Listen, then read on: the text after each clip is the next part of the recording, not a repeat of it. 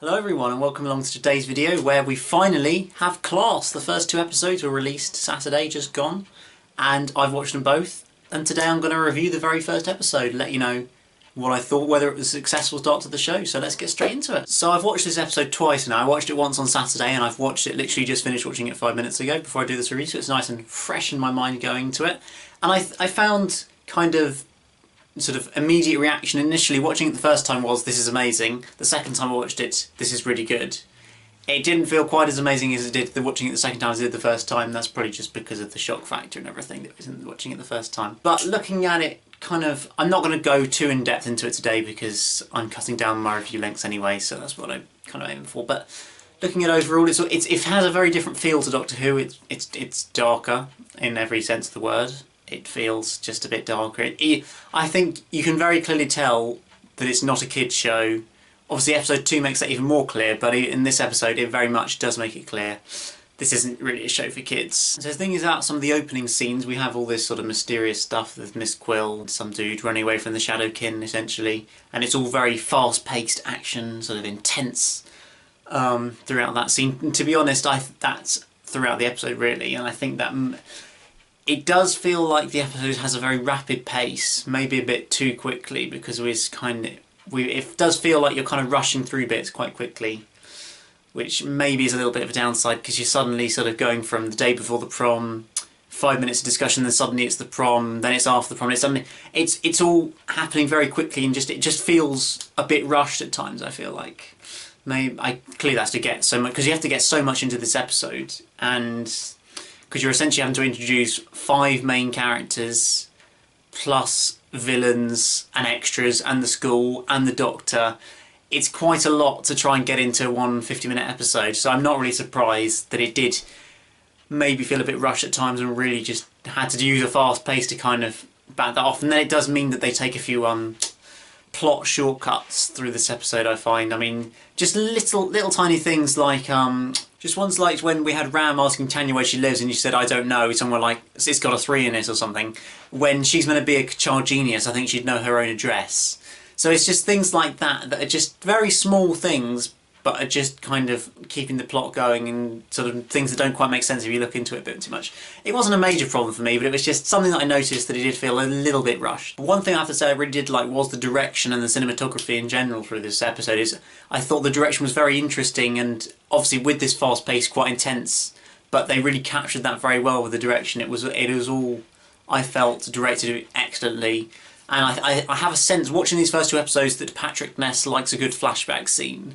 So I sense we're going to see, as he's written all 8 episodes, I sense we're going to see quite a few flashbacks, probably a few in each episode. He just seems to quite like this effect of kind of cutting either to a flashback to something we've never seen, or a flashback to earlier in the episode for a couple of seconds. He does seem to like that sort of momentary flashback back to this, that's where we are kind of thing, which is fine. I have no problem with that. I just thought it was interesting to note, particularly watching both episodes, how much he seems to use that. And while looking at some of the plot of the episode, obviously the setup of the series is all about this tear in time and space that's been caused by all the Artron energy. Was it Artron? I think it's Artron energy around the school, which is just a name for some energy stuff because lots of invasions have happened around Colwell School essentially. And so now that's caused some tear in space and time, which is letting stuff through. It appears it's letting the Shadowkin seems to be the main thing that's coming through it at the moment, and obviously they're going to be the series villains as far as we can tell. They're going to return, no doubt, because they didn't get killed essentially, so they just went back in there, and then they'll be coming back late. I'm sure they'll come back in the last episode, if not before. We'll probably see them a few times, I would have thought. But the Shadowkin are quite an interesting villain. They look a bit like the Pyroviles, but of Fires and Pompeii. Another Capaldi episode, why not? But I thought they're quite an interesting sort of villain with all this sneaking in on... Well, we get all this backstory that you have to kind of pay attention to about the Rhodians and the Quill, or was it Rhodia? The Rhodia and the Quill, something like that. These, obviously, Charlie and Miss Quill are the aliens, essentially, from another planet of 2 different races. And all this, and Charlie's prince. I won't go, assuming you've seen the episode, I won't go into the whole details of that, but it was quite interesting to see an alien planet, and some of that's, of that, like, sort of, I don't know quite, was it a palace-y kind of place, where you had, Charlie as the prince mainly. I don't know why, but it just reminded me of some sort of classic Who settings and sort of sets. I don't know why, but it quite bizarrely reminded me of Logopolis. I really have absolutely no idea why, but when I first saw that, that was the episode that popped in my mind. Let me know if you can work out why that is, because I have no idea. Just for some reason I seem to connect that setting and Logopolis. So, who knows? Slightly random. But it was nice. You have to pay attention and watch it a couple of times, I think, to fully get everything that's going on there. But there was some sort of war going on. They all got killed. Essentially, they've both become the last of their kinds. What a surprise. We love that, don't we? Last of kinds and everything. That's a fairly common theme now of Doctor Who and class and the Whoniverse, I guess you could say. But we've got that with those two, and Miss Quill being sort of a prisoner of Charlie because she did some bad stuff, killed some people, I think. Something like that. I can't even remember, and I watched it 10 minutes ago. It's all quite... There's a lot of information and a lot of things going on in this episode that you really kind of have to watch it through scene by scene, stop and think about it to really take absolutely everything in, because there's just so much going on. Now I might as well have a quick look at the main characters of the series and the show of this in this first episode at least, where we've got Charlie, the prince I've just mentioned, who's he's kind of your stereotypical, very weird, sort of socially awkward kind of guy that doesn't really understand society and stuff. And actually I saw some criticisms that essentially every character has been covered before in different shows, in different spin-offs, well, in different spin-offs basically, where Charlie is like Luke from the Sarah Jane Adventures, Ram's a bit like Owen or Rex from Torchwood, April was a bit like Esther Drummond or maybe Toshiko from the end of from Torchwood as well. I'm actually just reading about it again because I saw a review talking about this, how all the characters have been done before in the Whoniverse. Essentially the relationship between Ram and Tanya appears to be Owen and Tosh from Torchwood again, where Tanya appears to quite like Ram and Ram needs Tanya for his homework and stuff. It's a very similar relationship to that, so it's a kind of a bit of rehashed ground, I guess, ground we covered before to some degree, but I'm not too worried, and I did enjoy all the characters in the first episode. You can very much, they're all fairly generic character types, as I've mentioned in the preview a few days ago, but I still quite enjoyed them, and they all put in a good performance, and I think they'll be quite interesting, and obviously, as I've said, they'll be developed nicely through the series, I think, with episodes focusing on each of the characters, as we've already had one in episode 2 with Ram being nicely developed as a character. So I'm looking forward to that. So yeah, so we have all this set up. It does feel a bit kind of standard setup for in a school setting. You've got the nice one trying to sort out the prom and not being very popular. You've got the odd one. You've got the footballer, and you've got the child genius. It's all, and we spend 10 or 15 minutes just kind of setting those up with a few mysterious shadows and stuff before too much really happens, before we get all the explanations and stuff going on about these aliens and then April gets her heart connected to the alien and the Shadowkin. Great start there. So that's obviously, I think that's the focus of one of the episodes later in the series, either episode 3 or 4, maybe 5, I think. There's some sort of focus on April and how that's affecting her, because she doesn't do a very good job, I think.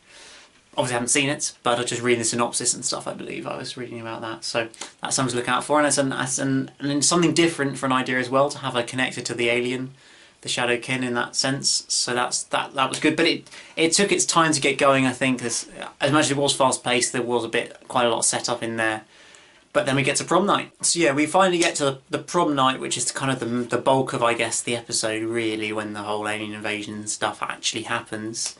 After we've had a few moments of shadows on the previous night with April and Ram and Tanya as well, all getting a bit involved with them shadows. But then we get to prom night, where it's all going happy days, it's all a bit good for a few minutes, and then the Shadowkin appears out of these cracks.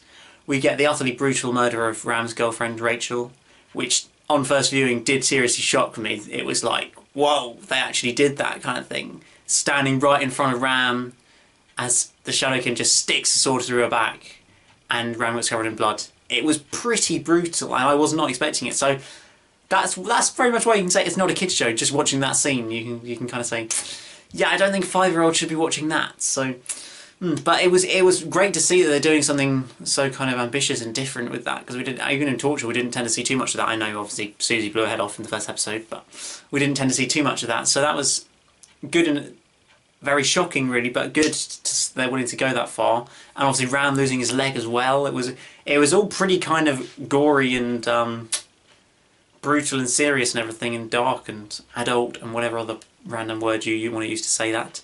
But it was already good, that bit with Ram, and then obviously we get the Doctor finally appearing when all hope seems to be lost, they all don't really know what to do, which is kind of a negative, I guess. I'll come on to that.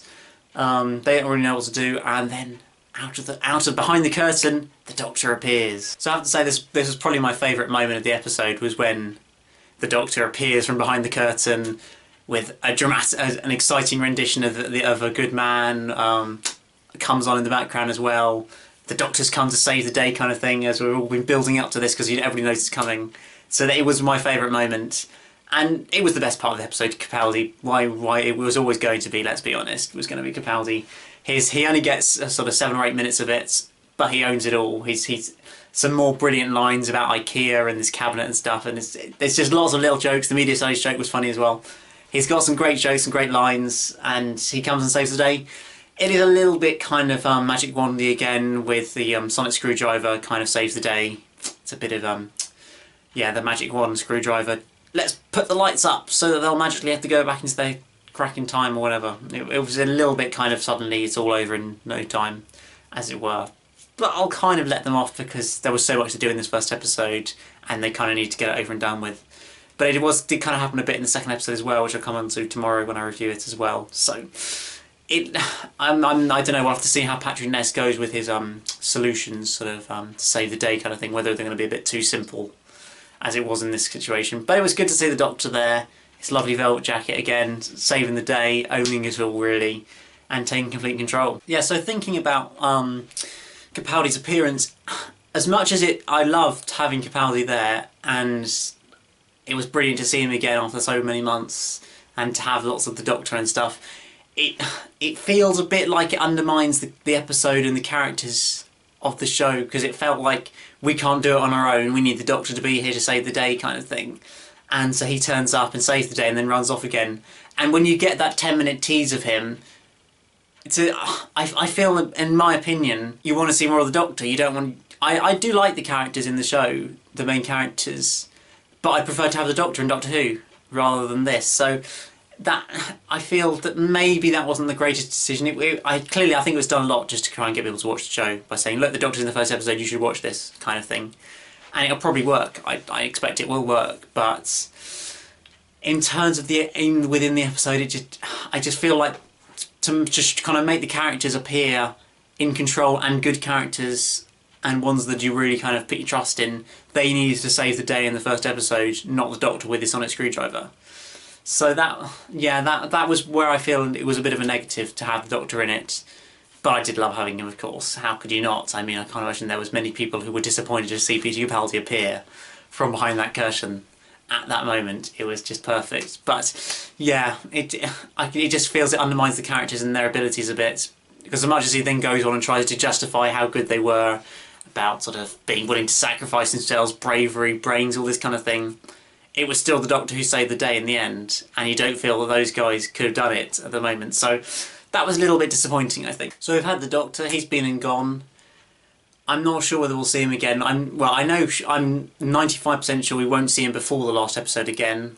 I think it's plausible he might appear in the final episode to get involved with something towards the end. I mean, all the cast have been talking up how amazing the finale is, and like, what are you looking forward to most? They always, when they say about series, what do you want us to see the most? It's always the finale. Can't wait for you guys to see the finale, sort of thing. So clearly some big stuff happens in the finale, and potentially that means the Doctor comes back. I don't know. Although apparently, spoiler alert, skip like 15 seconds if you don't want to hear this. But I've seen rumoured that one of the main characters does die in the last episode. So yeah, that will be quite big if that does happen. I'm not quite sure who it'll be. Maybe April, because she's got her heart messed up and stuff. I'm not sure. Spoiler over. You can come back now, guys. So yeah, overall I felt that it was a really good start to the show. There are problems with it. It's not perfection like some people want to make out, but at the same time it's not terrible like other people are making out. It was a very good start to the show. I will admit that initially watching it, I kind of maybe got a bit overexcited with how amazing it was, and watching it back a second time, it's not quite as perfection amazing as I thought it was, really. But it's still a very, very good episode, and I think it is a promising spin-off and could turn into a very, very good show, depending on how the rest of the series and any future series goes. So sort of ratings-wise, I'd give it a good sort of 7.58 out of 10, something like that, where it's not the greatest thing we've ever seen. but it's very much good. And I just hope that we kind of get a bit more positive feeling towards the show, because obviously we've had the standard negativity, the usual people who moan about Doctor Who as it is at the moment. Oh, Moffat's terrible. Just kind of come out with the same criticisms of, oh, this is terrible as well. Oh dear, my life is ruined. I hate Doctor Who. I hate the world. I love Doctor Who, but I hate it at the moment, kind of thing. Soul hate class as well. It's all a bit just miserable, really. And actually, one thing to mention about that seemed to irritate people was the Clara mention. I mean, come on, guys. It was literally one line that half related to him and 3 seconds of him looking at a name. How can that annoy you? Let him have that moment. I mean, he was the most important companion, probably. Okay, maybe disagrees. She should have been so important, but for the 12th Doctor, she is the companion that was most important to him, and he's naturally going to have the odd moment of remembering stuff. So give him the 3-second moment to notice Clara and Danny's names on a wall. I mean, come on, guys. It's not like we're going to spend the whole of Series 10 going, oh, can I remember Clara thing? That's not going to happen. Let them have that 3-second moment, please. Just don't moan about it. So that annoyed me that I saw people getting annoyed about that, because it's so minuscule. It's nothing. Why is he not allowed 5 seconds? But anyway, I'm going to stop that rant now and try and wrap up this video. So yeah, let me know what you thought of Class as the first episode of Class, and well, I'll be reviewing the second episode tomorrow, so you can let me know about that when I get around to reviewing it, hopefully tomorrow. And something that I forgot to mention, how could I forget to mention the music of the show? What my channel's all about. The composer, Blair Mowat, I think his name is, who composed a fantastic soundtrack. I thought it was very different to Doctor Who, because obviously I was watching a little clip he did. He said they were taking out sort of all the brass. It's a bit less orchestral brass. It's much more interesting, unique kind of sounds, which I really like in shows, which is why I think I've enjoyed the Series 8 and 9 Doctor Who soundtracks more, because there's been a lot more interesting and different kind of sounds in there. And that's definitely very much a thing of Class, and it's something I've very enjoyed. I loved the electric guitar renditions of the 12th Doctor's theme, A Good Man. It was brilliant. And hearing the Doctor's theme from Series 1 again was fantastic as well. Just a couple of the musical highlights of the episode. But overall, it was a very interesting, different kind of feel to the show, but something that I really loved. And I've managed to get some rips of the episodes with some nice, relatively clean audio and music, I mean. So I'm going to post much unreleased music, possibly even the episode of musics, if you are interested. I will try and post this as well, so look out for that. But thank you very much for watching this video, guys. Let me know what you thought of the episode in the comments below. Remember to like, subscribe, more unreleased music coming soon, and more reviews coming soon, hopefully tomorrow. So I'll see you then. Bye.